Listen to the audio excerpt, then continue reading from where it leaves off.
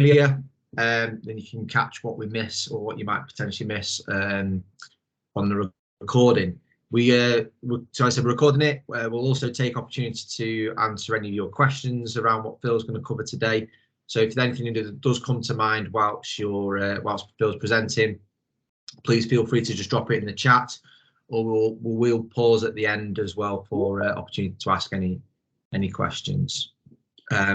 So what I'll just do is just say thank you very much for joining us. Phil Wynn is, well, do his own introduction, I'm sure, but Phil's our technical expert, technical manager at Innov8, and I'm sure he'll give you a bit of a background of how long he's been looking at IT and security. So without any further ado, Phil, I'll let you introduce yourself and take us through what you've got for us this morning. So thank you very much, and over to you. Thanks, Michael. Thanks very much. Yeah, good morning, everybody. So Phil Wynn, technical manager at Innov8, involved in IT for a long time, over 20 years now. Cybersecurity has become one of those hot topics, become much more of a problem for IT, and really just want to cover today some of the problems it causes, some of the things we can do to try and prevent it in the first place. Moving straight on with this, we can look at the actual risks involved. So there's two main risks involved, which is operational disruption and financial loss. Operational disruption is not being able to access your PC in the first place, not being able to log in anymore, not being able to access your file data, and that's often due to ransomware encrypting your data in the first instance, and you're no longer able to access that data. Financial loss can occur because of the downtime involved with not being able to operate the business, and also due to the ransom and maybe potentially your data being leaked on the dark web, and GDPR fines that get involved with that. So whether that's because you've had to disclose the breach, or whether the criminals have actually advised GDPR of your data breach already, and that can happen for non-payment.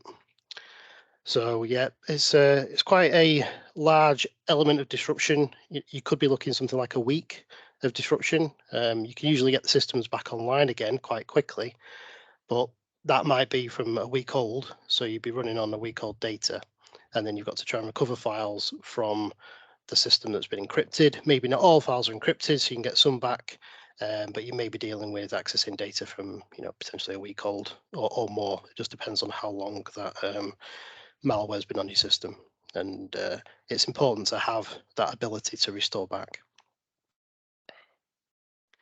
In terms of the methods for a cyber attack, there are three main methods, and the first one stems from vulnerabilities, and these are things like Windows updates, third-party vulnerabilities in particular applications.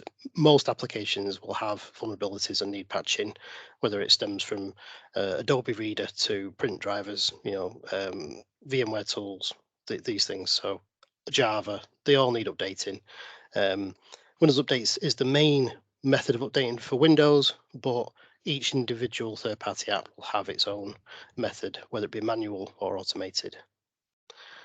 But however, zero-day vulnerabilities are ones that are short-term, so they can exist just for a few days, and there will be an opportunity for criminals to gain entry to your system with a zero-day vulnerability. And even if you're really on top of patching, it doesn't prevent zero-day vulnerabilities, and they can gain access to your systems. And that's when it's really important to have a detection and response solution. Traditional antivirus isn't enough now just to be able to prevent malware coming onto your system. If you do get a zero-day vulnerability attack, then you need to be able to detect that that's happened and respond to it. And that can sometimes only happen after the event. The last one, phishing. I think most people have had instances of receiving an email which is a phishing email, and that may be an attachment or a link, and its main objective is to get you to enter your credentials, whether it be for your email or whether it be for Citrix, RDS, these technologies, or even just website details for banking, and they will use those credentials to gain access to your systems. So in terms of the results of this, you are dealing with encrypting ransomware, exfiltration ransomware, which is the newer element of ransomware where your data is exfiltrated, stolen. They'll sift through it, look for data that they feel they can hold you to ransom on, and then if you don't pay, then they post it, and then you've got the repercussions from that. The impersonated bank money transfers is where that can come from phishing, where they've basically gained access to your email or one of your customers or suppliers' emails, and then they'll convince you to send money to incorrect bank accounts. And that's quite a common problem. And as we touched on, GDPR breaches, responses and fines, even if you're not being held to ransom and you do get a breach, you're still responsible for that within 72 hours. The prevention is a case of, let me just go through this again, sorry.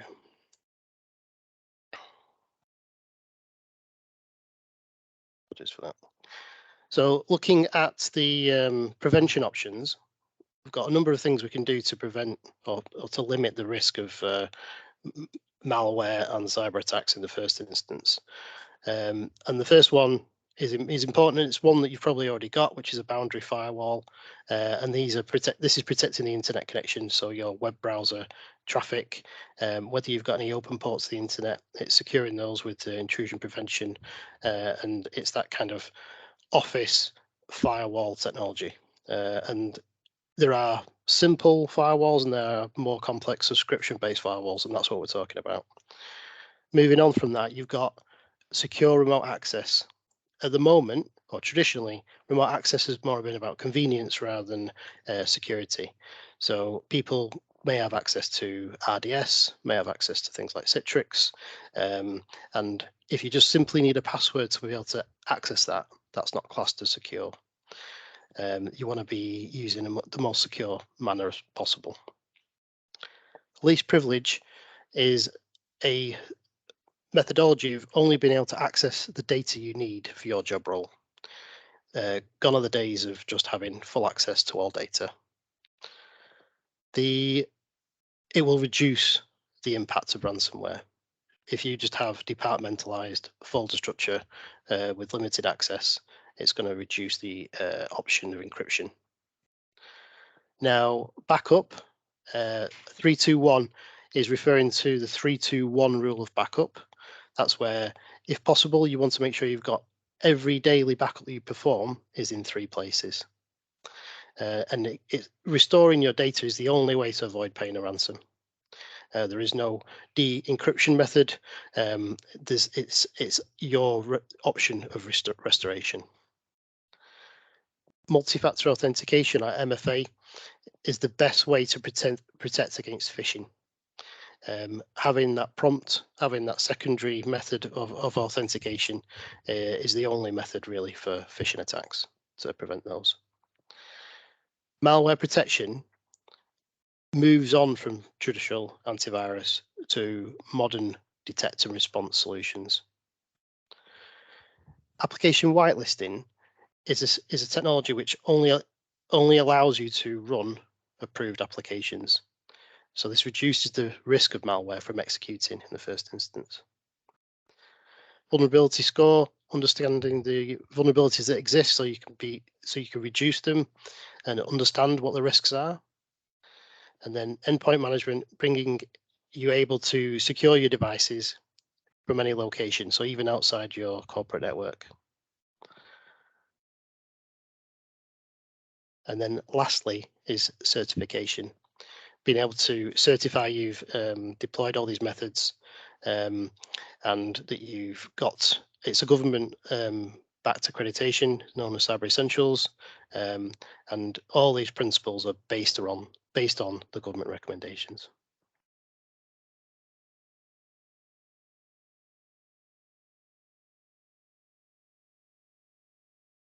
Going into the prevention options in more detail, many of the prevention technologies I'm going to discuss are part of Microsoft 365. most customers have already migrated to Microsoft 365 for email away from traditional on-premise Microsoft Exchange. Microsoft Exchange has, in the last 2 years, been subject to many new vulnerabilities, and it's no longer considered an acceptable risk to run on-premise Exchange. The systems are actively targeted, and there will be no new versions of Exchange and no more updates from October 2025, I believe.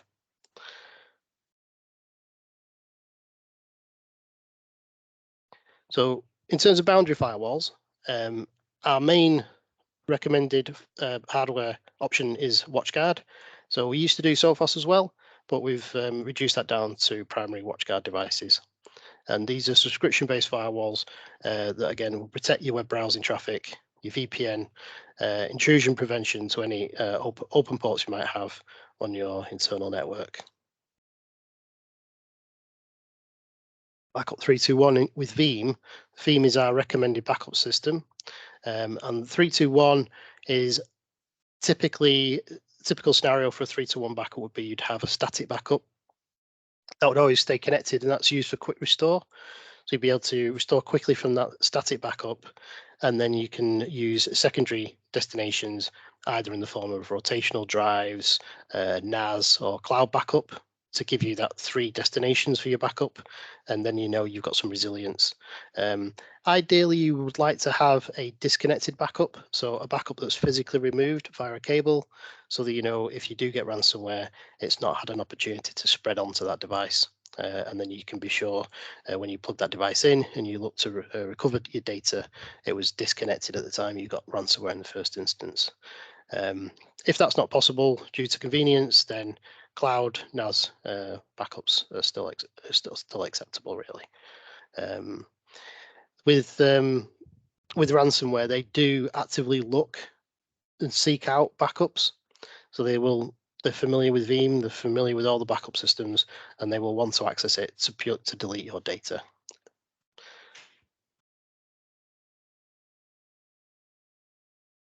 Application whitelisting is the process of restricting which applications can be run on your PCs, laptops, in your business.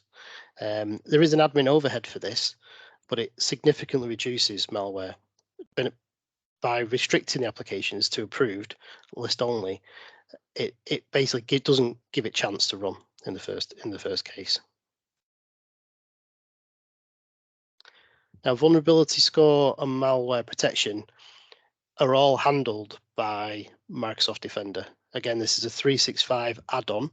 For customers who are on the 365, they have the option to use this product, and it will give you the security portal where you can view your score, keep an idea of what your risk level is, and take action to bring that score down by patching the necessary software and applications. The actual malware protection element of it is that detect and response. So the security portal where you can see the vulnerability score also provides insight into recent vulnerabilities, such as like the Log4j vulnerability that came out.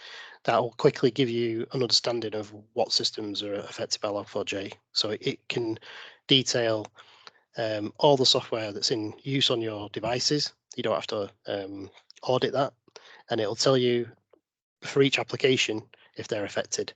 So it makes vulnerability assessment a lot easier. There's also an automated investigation, automated response, which runs 24/7 by Microsoft, so that you're always got somebody who's able to investigate and automate action based on malware that might happen. And you've always got the threat experts on hand with Microsoft as well.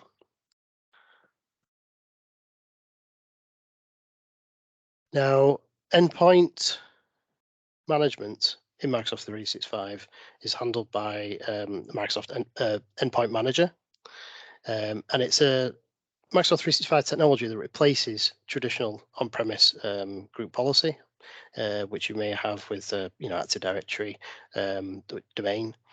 So it will allow you to configure your devices, whether they're being in the office or remote workers, any other offices you may have, and you can set policies on there. You can configure your devices, deploy software, and bring them all into one management system. And it integrates with Defender, so you can monitor your device's compliance and see if they're set up securely or not. So least privilege, we touched on before, is a case of bringing this alongside your GDPR policies. So it's a lot easier with GDPR to store your data in one place. If you can have GDPR data in one location, it's going to make it easier in the event that you do get ransomware, because you'll know who had access to it, and you'll be able to understand if that data has been exfiltrated. It does make it easier having it in one place, and if you can restrict access, restricting access by department is a good practice. Having global access to all files is not a great idea now, and you don't really want one shared drive which everyone has access to. You want to try and split those out. Multi-factor authentication is that process of identity verification, so via a secondary method. So this could be a app on your mobile, and the one from Microsoft is Microsoft Authenticator. So it could be a SMS text message, or it could be a phone call to a DDI number also.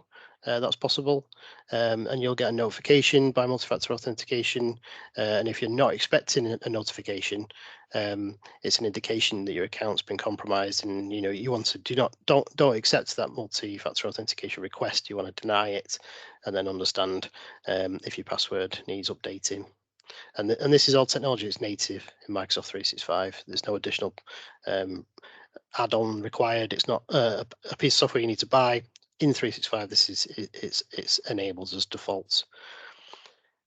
Secure remote access. So by using Microsoft 365, it enables you to use that MFA technology that's inbuilt in Microsoft 365 with your existing on-premise systems. So an example is remote desktop. If you're using a remote desktop or RDS, you can use Microsoft 365 to layer MFA on top. So users will need to get through an MFA prompt in order to access RDS, not just a username and password, and that's the best way to secure RDS. The alternative would be like a VPN. Again, that's just a password. So you really want that multi-factor authentication to secure your remote access. Although it will do just RDS, it will also do internal websites. You might have Sage CRM, an internal web URL that you want to make externally accessible. So it can do that, and it can also put MFA on top. And yes, that summarizes the options you've got to protect yourselves with cyber. All right, Michael. Brilliant. Thanks, Phil. Much appreciated on that overview. Has anybody got any specific questions? I know I've got one or two for Phil, just kind of more high level stuff, but if anyone's got anything at this point, feel free to ask the question.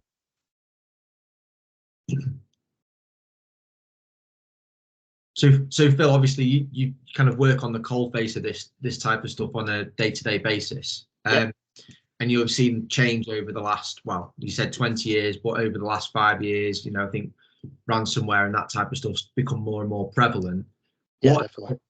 You spoke about kind of like the operational and the financial things. Can you just give us a bit of a real life example of maybe some of the things that have happened more recently that have been real challenges for businesses? Because obviously a lot of this stuff it's like insurance, isn't it? That it's there when you need it, but without you kind of knowing. So can you just any kind of real life examples?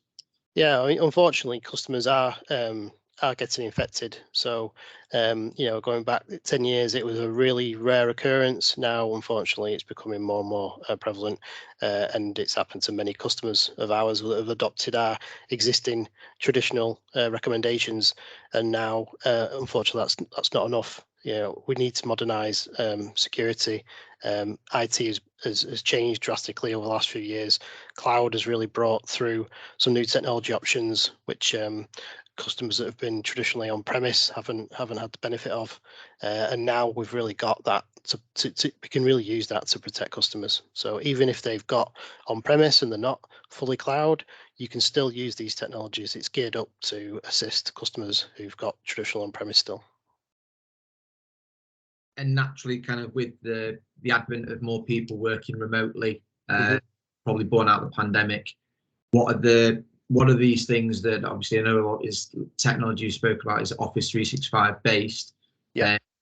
Is that become a bit more of an opportunity for, you know, people wanting to get it basically data because more people are working remotely? Yeah, definitely. So 365 has kind of lifted the on-premise experience to the cloud. So people have been in the first stages moving their email across to 365, and then additionally, as a secondary measure, they've moved file data. You know, people who want to access files if they're out of the office, you know, you may have had to use like a VPN or Citrix RDS technology to gain access to those files. But now they're finding it's a lot easier to use SharePoint, using OneDrive to sync that data down to laptops, etc. And yeah, being able to access that data from anywhere just with an internet connection with no additional VPN requirements, it's made life a lot easier for users.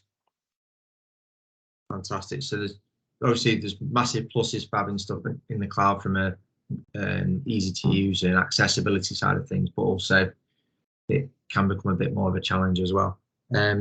Brilliant. Has anybody else got anything that they would like to ask? Otherwise, I think, you know, done a good 20 minutes, half an hour on that, so that's really good insight. Anything from anyone?